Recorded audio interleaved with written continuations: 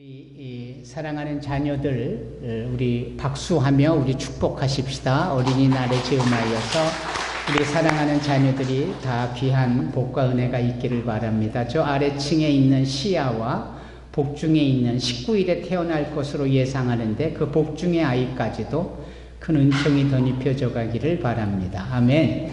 여기 모인 모든 우리 사랑하는 자녀 자손들 성도들에게도 동일한 은총이 있기를 바랍니다. 아멘.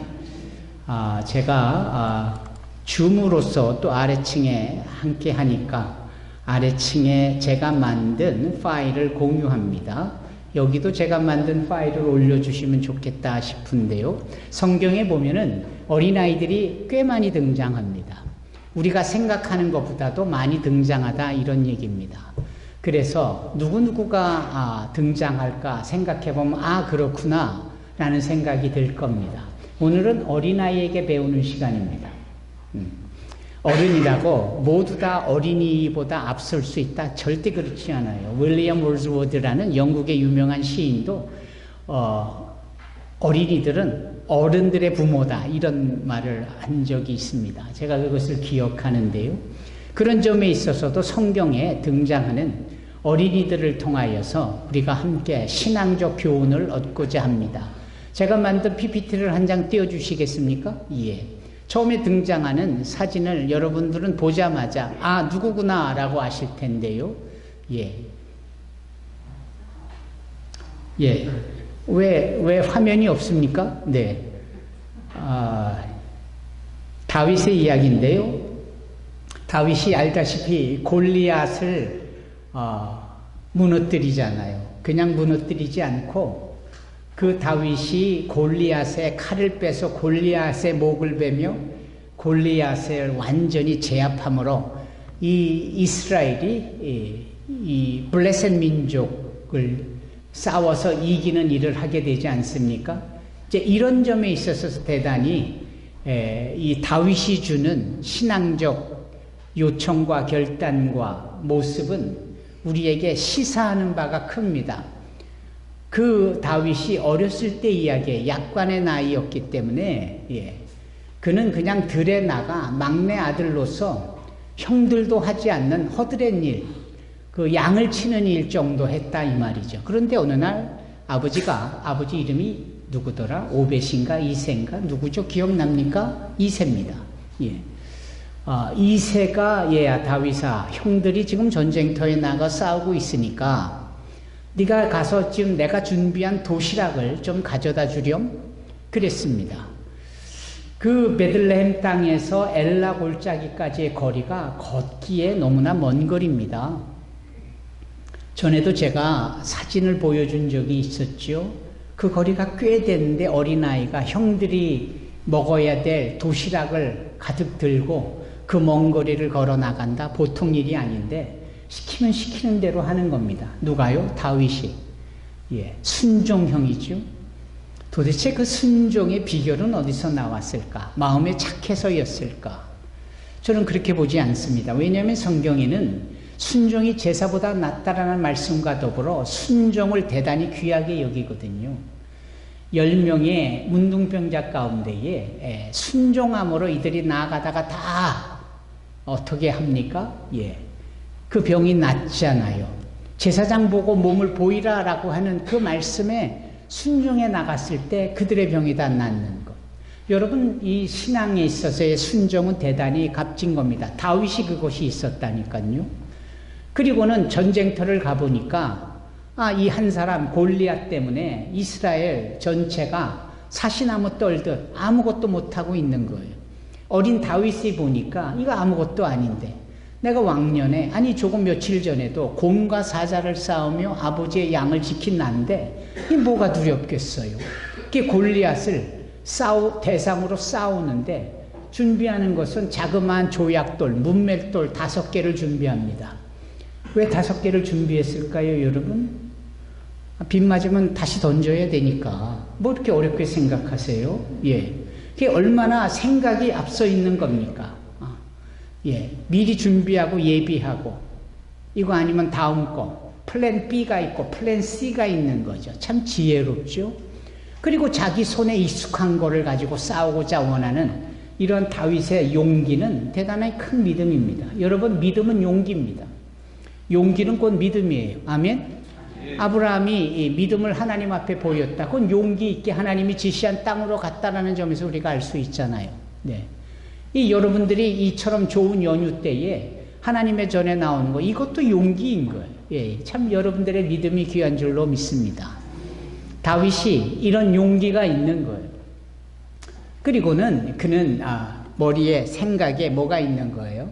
이 돌로 저 거인을 어떻게 이길 수 있는가? 그러나 치명타를 내가 입힐 수 있겠다.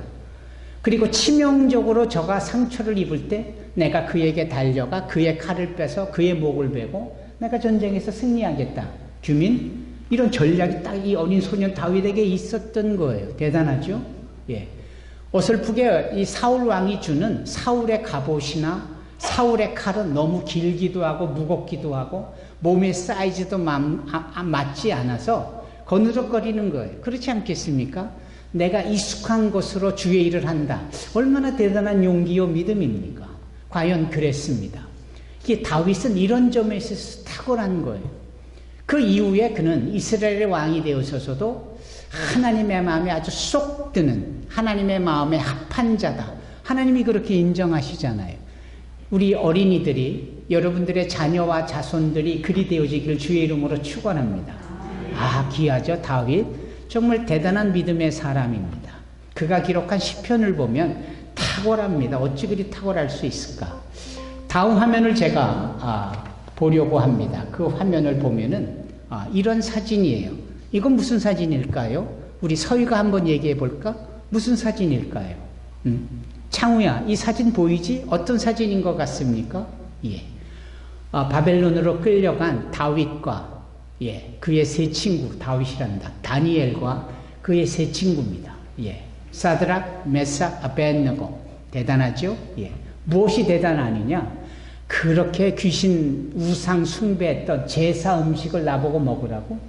우리가 하나님의 백성인데 이런 더럽고 재물들 따위를 입으로 먹어야 된다고? 안 먹어도 우리는 더 건강할 수 있고 안 먹어도 더 매력적인 모습을 보일 수 있다. 단호하고도 분명하게 거절하는 모습. 이 손바닥이 딱 보이잖아요. 아니다라는 겁니다. 이 분명히 타협할 수도 있겠지만 타협하지 않는 이 다니엘의 신앙은 도대체 어디서 온 걸까요? 이 소년이 전체 역사를 보면 그의 나이가 한 15 정도 됐을 거라고 예상을 합니다. 나이가 그리 많지 않아요. 그런데도 어른들이 못하는, 살겠다고 궁리하고 있고 자기 좋자고 이거는 되고 저거는 안 되고 대충 두리뭉실 이렇게 저렇게 타협하는 거와는 아주 분명하고 단호한 모습을 보여주고 있지 않아요? 예. 다니엘이 이렇게 대단한 겁니다. 이 다니엘은 이 상황을 넘어서 사자굴에 던져지는 일이 있어도 눈 하나 까딱하지 않지 않습니까? 정말 대단하지요. 이 다니엘의 특징은 뭡니까? 이 그림에도 잘 나타나 있는지 모르겠습니다. 대단히 미남형이에요. 미남이에요, 실질적으로. 예. 거기다가 지식이 많아요. 뭐 학문이 아주 통달했습니다. 거기에다 하나님이 주시는 꿈을 해석할 수 있는 영적인 이 탁월한 능력이 있었다니까요. 영적으로, 지적으로, 육적으로. 그래서 다니엘에 대해서는 우리가 항상 이 엑셀런시하다 이런 표현을 쓰잖아요. 정말 탁월하다. 거기다가 뜻을 품고 금식하며 기도했던 이 다니엘은 이 바벨론 시대를 넘어서 소위 이 메데, 바사, 페르시아까지 이 왕조가 3대가 거쳐지는 가운데서도 계속 인정받는 탁월한 총리급으로서 어마어마한 리더십을 보여주죠. 도대체 이 아이를 누가 이렇게 키웠을까요? 이 고난 가운데 던져진 이 상황이 그를 이렇게 강하고 지혜롭고 용기 있게 키웠고 믿음으로 키우지 않았을까요? 우리 자녀들은 너무나 귀하게, 의하게 그냥 할머니, 할아버지들이 다 원하는 대로 해주니까 우리 아이들이 어려서부터 이 필요성을 별로 못 느낄 정도로 다 만족해 하잖아요. 마치 비닐에 비닐하우스 안에서 자라는 그러한 꽃처럼 활짝 핀 모습이기는 한데 생명력도 덜하고 향도 덜하고 그냥 잠깐 비바람 맞으면 금세 시들어지고 잃어버릴 수 있는, 여러분 야생화처럼 아주 들에서 꼿꼿하게 이런 뜨거운 햇빛 아래에 강한 비바람에 자라야 생명력도 오래 가고 향도 짙고 멀리 퍼지고 정말 귀하잖아요. 여러분, 우리 어린아이들이 이처럼 상황이 조금 어렵고 힘들어도 그 가운데에 생명과 믿음과 용기가 함께 자라나는 역사가 있기를 주의 이름으로 축원합니다. 일부러라도 우리 부모들은 그렇게 키워낼 필요가 있습니다. 우리 일본에 가까운 나라 일본의 부모들이 아이들을 그렇게 키우잖아요. 그래서 추운 겨울에도 반바지 입히고 스타킹 신게 하고, 왜 그렇게 하냐고 그러면 아이를 강하게 키우려고. 우리는 가난해서 그렇다 쳤어도 그들은 일부러라도 그랬다라는 점에서 시사하는 바가 큰 겁니다. 내가 늘 어린아이들에 대해서 얘기할 때 우리의 정서와 풍토 속에는 서푼알이라고 있다라고 했지 않습니까? 10숟가락을 먹여야 내 새끼 배가 부를 텐데 1% 서푼, 세 번의 숟가락의 양의 음식을 주지 않는 겁니다. 부족함을 배우게 하고 배불러서 만족해서 있는 모습보다 부족하고 덜한 것에 만족하고 감사할 수 있도록 어려서부터 키워내가는 것. 이런 게 좋은 것 아니겠습니까? 그래야 감사할 수 있고, 그래야 미니멀리즘, 최소주의로도 살 수 있는 것이죠. 원하는 거대로 다 해주는 것. 제가 외부에 강의를 많이 나가다 보니까 강의하다 보면은 시간이 지나면 이런 소리가 나요. 요 예화는 여기까지 하겠습니다. 네. 다음 사진으로 넘어가 볼까요? 다음 사진은 어떤 사진이냐면, 이거 누가 맞춰보시겠습니까? 어른도 맞춰보셔도 좋고 어린아이도 맞춰봤으면 좋겠는데 쉽지 않을 겁니다. 무슨 얘기일까요? 네. 보는이 처음 보는 그림이시죠? 네. 네네네. 역시 서정호 목사님 아니시랄까봐 한눈에 보고도 알아맞추시는 거예요. 지금 저 하얀 옷을 입은 사람은 아람의 군대 장관 나만이라는 사람인데 지금 몸에 문둥병이 있어서 이렇게 어렵게 힘들게 괴로워하고 있고, 그의 안사람이 위로하지만 딱히 방법이 없는, 그런데 주인공은 바로 이 기둥 뒤에 얼핏 그것을 쳐다보고 있는 이 어린 자매예요. 이 어린 자매는 아마도 아왕시대 때에 아람 군사와의 전쟁에서 패했을 때에 끌려간 노예였을 것이다. 그러니까 생각해 보세요. 나라가 불안전하고 전쟁에서 지니 애꿎게 젊은 어린아이들이 노예로 끌려가는 일까지도 생겼으니 얼마나 기구합니까? 이 어린아이가 그렇다니까요. 제가 이름을 드릴 수가 없네요. 잊어버려서가 아니라 성경에도 이 아이의 이름이 없어요. 그냥 끌려간 어린아이 소녀로 나오는 거예요. 그 어린 소녀가 거기에 가서 비자처럼 노예처럼 일을 하는데 얼핏 딱 보니까 그 집안의 어른인 이 나만 장군이 저렇게 피가 흐르고 고름이 흐르는 이 눈둥병에 걸려서 고통 속에 있는 것을 보는 겁니다. 그래서 이 소녀가 말하죠. 왜 그렇게 어렵고 힘들게 계십니까? 저 이스라엘에 가면 하나님의 선지자 엘리사가 있는데 그 엘리사에게 청하면 하나님의 능력으로 그 피부질환이 문둥병증은 낫게 해주실 텐데요. 그러잖아요. 이 이야기를 어린 소녀가 전달해 주는 거예요. 저는 주목하는 게 이 부분입니다. 하경아, 뭘 주목하느냐 하면 목사님은 이 어린아이가 정말 기구한 운명으로 노예로 끌려가고 하루하루 버티며 살아가는 것도 괴롭고 힘들 텐데 그에게는 아주 또렷한 분명한 믿음이 있는 거예요. 하나님의 백성이라는 것, 또 내 고향 땅에는 하나님의 선지자들이 계시다라는 것, 문제가 있다면 그런 선지자를 통해서 하나님의 능력을 체험하게 되면 문제가 해결할 수 있다라는 이런 아주 또렷한 자그맣지만 분명한 믿음이 있는 거예요. 수아야, 리아야. 응? 대단하지? 딱 너희들만한 나이대에 이 어린아이는 그런 믿음이 이방 땅에서 있고, 그걸 통하여서 나만 장군이 결국은 여정을 통하여 이스라엘에 찾아가 엘리사를 만나게 되고, 요단강에 7번이나 물에 담기우는 그 일을, 물론 여러 우여곡절이 있었지만 마침내 그렇게 될 때에 이 나만 장군의 불치병인 이 문둥병이 낫게 되는 거예요. 나도 얼마나 깨끗하게 완전하게 낫든지 어린아이의 3살처럼 아주 뽀얀 우유빛깔과 같은 그런 피부로 나아졌다라고 성경이 기록되어 있습니다. 예, 열왕기하 5장 이후부터 등장하는 내용인데요. 이 어린아이의 믿음은 무엇으로부터 말미암았을까? 그것은 아마도 가정교육이었겠다. 하나님의 역사 가운데에 잘못된 왕과 전쟁에서 패한 결과물로 비록 끌려갔지만, 그는 이방 땅에서 이름 없는 소녀로서 오히려 신앙과 믿음을 보여주고, 믿지 않는 자들, 하나님을 모르는 자들에게 하나님의 능력의 연결고리가 되어졌다. 이처럼 대단한 어린아이가 어디에 있습니까? 정말 훌륭하지 않습니까?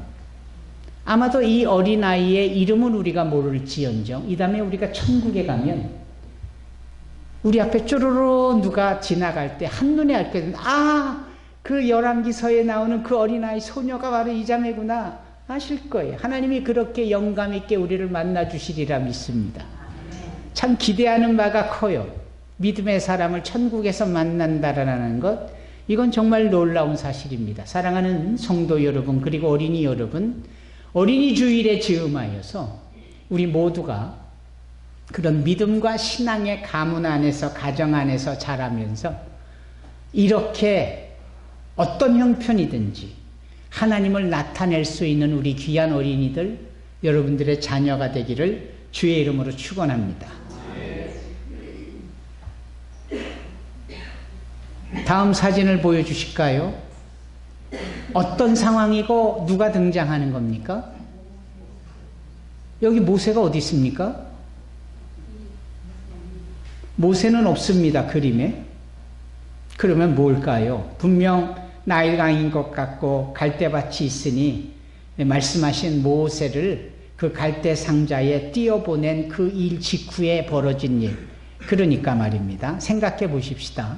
이건 완전히 숨은 그림 찾기예요. 리자, 잘 들어보세요. 예.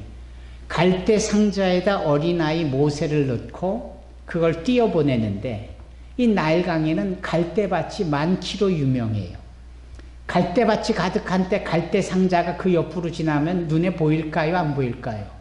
안 보여요. 찾기 어려운데 한 여인이 그걸 보잖아요. 그 여인은 누굽니까? 애굽의 공주예요. 와. 그런데 나일강에 악어도 많고, 나일강에 독사도 많고, 나일강에 거머리도 많고, 별의별 해충들이 많을 거예요.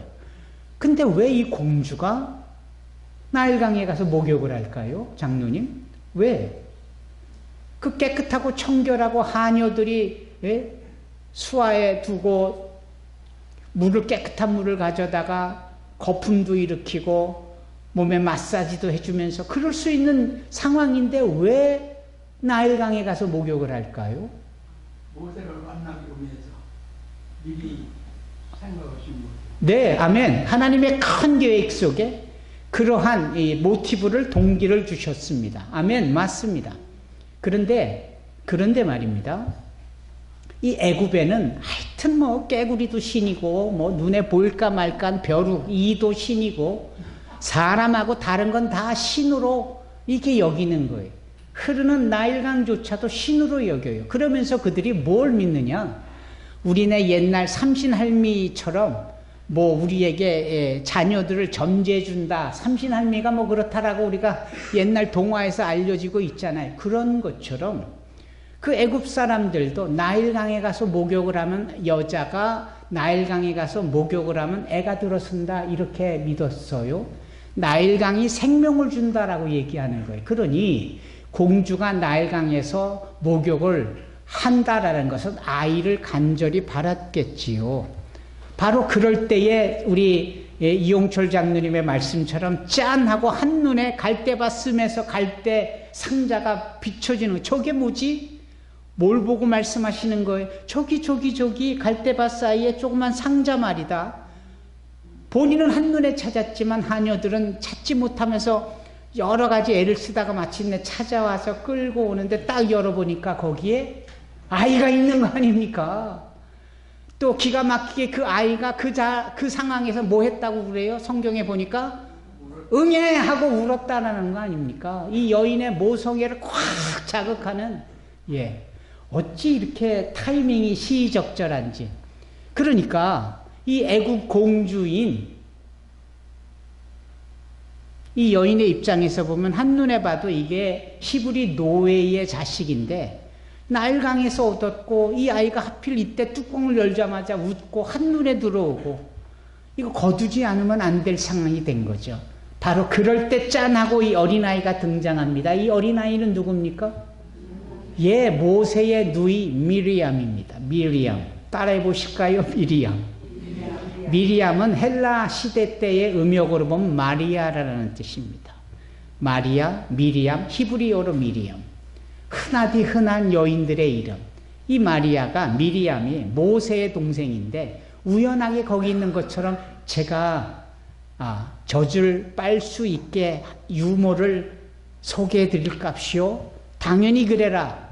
그래서 쪼로로 달려가서 진짜 어머니 요게벳, 모세를 배아파 난 어머니 요게벳, 미리암의 어머니이기도 한데 이 어머니를 데려다가 유모처럼 젖을 빨게 하는 게, 이 모든 일련의 상황 과정을 보면서 여기에는 엄청난 미리암의 역할이 있었다. 용기 없이 될 일이 아닙니다. 그렇잖아요? 어머니가 걱정을 하면서 진인사 대천명, 여기까지가 내가 이 아이에게 해줄 수 있는 마지막, 이제는 모든 걸 하나님한테 맡기는 것, 그게 바로 진인사 대천명 아닙니까? 그런데 그것을 실제로 기적처럼 모든 일을 이루게 하는 그 역할을 누가 하느냐? 모세의 누이 마리아, 미리암이 했다라는 거예요. 우리 서인은 이럴 용기가 있을까? 오늘 말씀을 읽은 빅토리는 어때? 할 수 있겠어? 단번에 머리를 쉐이킹하네요. 할 수 있단다. 믿음의 가문 안에서는 부모들의 기도와 또한 신앙적 교육으로 이 절대적인 상황에서의 역할을 딱 하면서 반전을 일으킬 만한 일들을 하나님께서 우리를 들어 사용하여 주실 줄로 믿습니다. 여러분들의 자녀가 그리 되어지기를 바랍니다. 저 밑에 신시아가 그렇게 믿음의 자녀로서 위대한 모세를 모세답게 만드는 일에 조연이지만 훌륭한 일을 해나갈 수 있는 그런 자들이 되기를 바랍니다. 다음의 그림은 한눈에 봐도 아시겠지만 사무엘입니다. 엘리 제사장 앞에서 엘리는 자다 말고 사무엘이 와서 저 부르셨나요? 아니다. 나 너 부르지 않았는데 어서 가서 자렴. 한 번, 두 번, 세 번. 그때 비로소 엘리가 아하, 하나님이 사무엘을 부르셨구나. 이 어린 사무엘이 그렇게 제사장의 케어 가운데 성전 안에서 커나가면서 그는 하나님의 위대한 선지자가 되지요. 그가 기도한 모든 것은 하나도 땅에 떨어짐 없이 하나님의 귀에 들려지고 응답되어졌더라. 보통 일이 아니죠. 샤무엘이라는 말은 쉐마이, 들으라 이스라엘이여, 신명기 6장에 나오는 내용과 같은 쉐마이, 샤무엘, 하나님이 들으셨다. 그의 어머니 한나가 제가 애가 없습니다. 아이를 주십시오. 그랬을 때 하나님이 그 기도 들어 응답하여 주신 아들이 사무엘이에요. 그리고 사무엘은 이후에 다윗과 같은 자에게 기름 붓는, 그리고 이 사사시대와 이 최초의 선지자 시대 때의 역할을 감당했던 위대한 하나님의 종이 아닙니까? 어려서부터 엘리 제사장을 능가하는 이 영성, 하나님의 특별한 지혜와 능력이 부어지니 이것이 가능해졌을 텐데, 우리 사랑하는 산소마음교회 주일학교 어린이들이 또 여러분들의 자녀와 자손들이 그리 되어지기를 주의 이름으로 축원합니다. 제가 다음을 또한 준비했습니다. 다음 그림은 뭐냐면은요. 이거 맞히실지 모르겠네요. 예. 맞히실 수 있을까? 예. 저 뒤에는 잘 안 보이실 거예요. 예. 이 왕이 서서 명령을 하는데 꽤 작은 왕이죠? 어려 보이죠? 앳된 왕이잖아요. 예. 그 왕 뒤에는 이 바알상을 엎어뜨리고 무너뜨리고 하는 소위 종교개혁을 일으키며 모든 우상 숭배를 척결해버리고 또 다시는 누가 뭐라 그랬습니까? 네, 요아스 왕입니다. 요아스. 예, 유미숙 권사님, 예. 제 설교가 오늘 성경 기수처럼 되면 안 되는데. 이왕이면 진행되어지니까. 그럼 이 아이가 몇 살 때 왕이 됐을까요? 오, 대단합니다, 여러분. 예. 8살까지 맞췄으니까 초등학교 1학년생일 때 왕이 된 거예요. 근데 이 왕이 말입니다. 나이를 능가하면서 지금까지의 왕들이 해보지 못했던 히스기야 왕 이후에 그가 모든 종교에 대한 것들, 우상 숭배와 같은 것들을 다 척결해버리고 하나님 앞에 유월절 절기를 지켜나가는데 탁월한 겁니다. 정말 탁월한 거예요.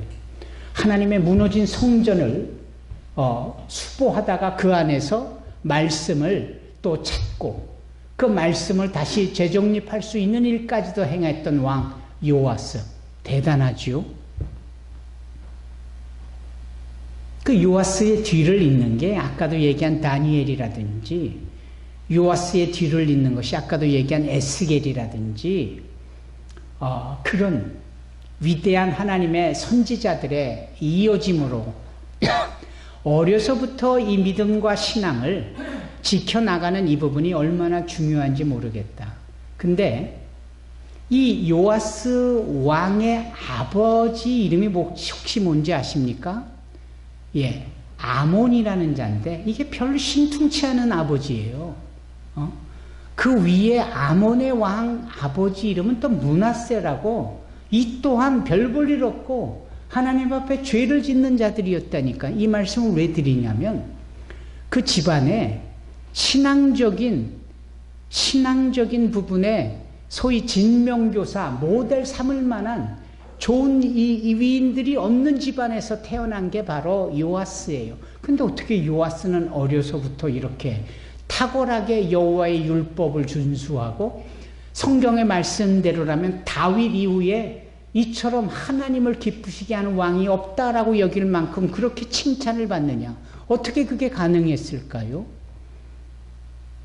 아마도 이래서는 안 되겠다라고 여겨지는, 어쩌면 어려서 왕자로 키워나갈 때에 선지자나 또는 율법사를 통해서 하나님의 말씀을 접한 것은 아닐까? 저 역시도 추론해 보일 수밖에 없습니다. 성경에 그가 어떠한 입장이 되어져서 이런 신앙의 개혁자가 될 수 있었는지에 대해서 함구하고 있으니까 어디서 뚝 떨어진 것처럼 어쩌면 그것은 우리 자녀를 향한 하나님의 특별한 계획과 섭리가 있다라는 거예요. 이것을 기대하고 소망하는 것이 정말 중요합니다. 내가 비록 학문이 짧고 소위 세상이 말하는 가방끈이 짧은 부모라고 할지라도 내가 간절히 바라고 원하는데 주여 내 아들 내 딸 이 귀한 자녀들만큼은 더 귀하게 여겨주시고 하나님께서 친히 키워주시옵소서. 정말 사람 막대기와 인생의 채찍으로 내 자녀를 키워주시옵소서라고 간절히 바라는 이 부모들의 바람과 기도로 가능하지 않을까 싶은 거죠. 사랑하는 성도 여러분, 요시야 왕을 통하여 우리는 우리 자녀들에 대한 희망을 봅니다. 사실 우리가 필요성은 알지만 마음은 원이로되 육신이 연약하여 자녀들 교육을 제대로 시키지 못할 때 주님께 맡기고 위탁하여 주님께서 키워내 주시도록 그를 온전히 위탁하는 것이 좋지 않겠습니까? 여기 이 위대한 요시야는 그래서 이스라엘 유다의 맨 마지막을 너무나도 멋지게 장식한, 그리고 그것이 이 바벨론 이거로 인한 또 다른 세계 속에 이런 믿음의 선지자들과 이어지게 하는 그런 일이 있었다. 저와 여러분들의 자녀들도 이렇게 키워지기를 주의 이름으로 축원합니다. 요시야, 우리 자녀들이 요시야처럼 되어지기를 바랍니다. 그리고 제가 또 한 번 준비한 이 파일은 이렇습니다. 이 무슨 사진일까요? 베세대 들판에서 어린아이의 도시락, 그러니까 물고기 2마리와 보리떡 5개, 소위 말하는 오병이요. 딱 어린이 도시락 분량인데 아낌없이 내어놓는. 우리는 여기서 빌립과 안드레만 주목하는데 도시락을 뺏기는 어린아이 입장은 성경에서 언급하고 있지 않아요. 그런데 아이가 도시락 뺏겼다고 아이인데 뭐 했을 것 같아요? 엉엉 울었을 것 같아요. 근데 그런 부분들이 없잖아요. 즉, 이 아이는 헌신하고 이 아이는 자신의 것을 드리는 희생에 대해서 조금도 주저하지 않았다. 참 대단하지요? 그 아이가 믿음이 얼마나 높고 숭고한지조차는 우리가 가름할 수는 없지만 적어도 선뜻 자기 것을 내놓고 헌신하고 양보하고 배려하는 것, 이게 보통 일이 아니다. 사랑하는 성도 여러분, 우리가 5월 1일 월삭 새벽 예배 때 마가복음 말씀 9장을 통하여 너희 안에 소금을 준비하고 그런 표현을 썼어요. 소금은 말 그대로 녹아져야 되는 헌신과 희생을 말하는데 딱 이 아이에게 대한 말하는 것 같아요. 저와 여러분들이 우리 자녀들에게 악다구니처럼 안 뺏기려고 소리소리 고래고래 소리 지르는 이런 떼쓰고 말을 막 그냥 땅바닥에 구르고 막 이러는 것보다 남을 위하여 양보하고 배려하고 할 수 있는 이런 것들을 좀 가정교육 안에서 가르치면 어떨까? 이것이 성경적으로 훌륭한 좋은 신앙과 믿음의 발로가 되어져서 연결되어지지 않겠습니까? 이때 이제 오늘 본문에 등장하는 세례 요한의 사진입니다. 예. 이 세례 요한. 예. 세례 요한이라고 우리 가정하십시다. 다음 사진을 찍어 주셔야 되는데요. 예. 이 어린아이가 세례 요한입니다. 안고 있는 근엄한 저 할아버지 이름이 누굴까요? 사가리아입니다. 그 옆에 이 할머니는 누굴까요?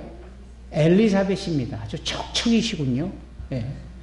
예. 이분들이 아주 노년에 이렇게 특별한 경험 속에 아주 늦둥이도 보통 늦둥이가 아닌 이 요한을 얻게 됩니다. 그래서 그 이름을 그 집안 내로대로 정해야 하는데 느닷없이 요한이라고 정해라고까지도 말씀하며 이 사가랴 선지자가 제사장이 입에 말을 하지 못하는 일까지 생겨나고 그래서 서판에 요한이라고 그 이름을 지어라 라고까지 얘기할 때 그의 입이 풀리면서 대화를 했던 그 기적의 이야기를 우리가 성경에서 보게 됩니다. 참 특별한 아이이죠. 하나님의 비전과 목적과 섭리를 품고 태어난 아이. 사실은 이 말씀이 오늘 본문 전체에 흐르고 있는 맥이고 전체 등장했던 여러 어린 영혼들에게 동일하게 심겨진 하나님의 섭리다, 이런 것을 말씀드리려고 하는 겁니다. 여러분, 아까 그 모세 이야기에 들어가 보면 요게벳이라는 모세의 어머니가 이 모세를 낳자마자 출애굽기 1장에 보면은 2장에 보면 뭐라고 그래요? 그 준수함을 보았더라. 그 준수함이라는 용어는 그 어린아이의 생명 속에 앞으로 자랄 그의 인생 속에 하나님이 어떠한 뜻을 품어 이루실 것인지에 대한 하나님의 섭리를 보았다, 이 뜻이에요. 그게 성경의 준수함을 보았다, 이렇게 표현합니다. 정석현 안수집사님은 하경이와 서희 속에서 그 준수함을 보았습니까? 아멘. 아멘. 아멘. 예. 우리가 그렇게 봐야 돼요. 그리고 난 그거 못 봤는데 지금이라도 보실 수 있습니다. 지금이라도 우리 아이들 다 커서 말 안 듣는 이미 중학교 2학년이 됐건 어쨌건 보시고 축복해 주십시오. 여러분들의 아들과 여러분들의 딸아이 속에 펼쳐져 있는 그 하나님의 준수함을 부모들이 보고 축복해 주시기 바랍니다. 다음 사진이 마지막 사진인데요. 이렇게 자란 세례 요한이 소위 요단강에서 그 많은 사람들을 세례를 주고 있는 장면이죠. 여러분 오늘 본문에 이 아이가 자랄 때 심령이 강해졌더라. 두 번째는 이 아이가 빈들에서 자랐더라. 빈들은 부모의 손길이 닿지 않는 곳. 이것은 하나님이 키워내셨다 이 말이에요. 그 아람에 끌려간 어린 소녀도 하나님이 함께 하시니까 그런 용기 있는 믿음을 낸 것처럼 그 미리암이라는 어린 소녀에게도 단순히 동생에 대한 측은지심을 넘은 하나님의 구원의 계획 속에 들어 사용하시려고 미리암을 적재적소에 보내고 그 어린 미리암이 용기 있게 바로의 공주 앞에서 유모를 추천하겠다라고 하는 모든 것들, 나는 이런 우상 숭배했던 음식은 안 먹는다 라는 다니엘처럼 이 모든 것이 하나님이 주신 마음이고 하나님이 키워내 주신 결론이에요.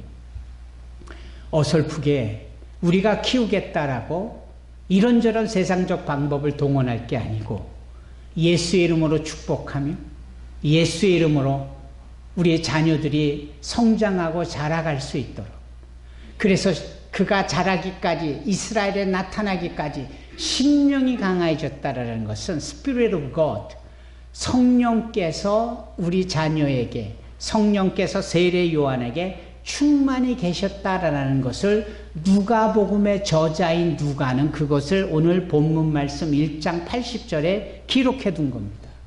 지금이라도 우리의 자녀들이 성령이 충만하고 지금이라도 하나님께서 직접 관여하시고 개입하시고 키워낼 수 있도록 우리의 인간적 부모로서의 마음을 하나님께 의탁할 때 하나님께서 우리 사랑하는 자녀와 자손들을 그렇게 키워내 주실 줄로 믿습니다. 예수께서 세례 요한에 대한 평은 어떠했습니까? 예. 선지자 중에 이보다 더 큰 자가 없더라. 전국에서 이자보다 더 큰 자가 없더라. 이렇게까지도 말씀을 해주세요. 사랑하는 성도 여러분, 오늘 어린이 주일을 맞이하여서 우리가 다 우리 사랑하는 자녀와 자손들을 이렇게 축복하고 하나님께서 친히 양육해 주시기를 온전히 의탁하고 맡겨갈 수 있기를 주의 이름으로 축원합니다.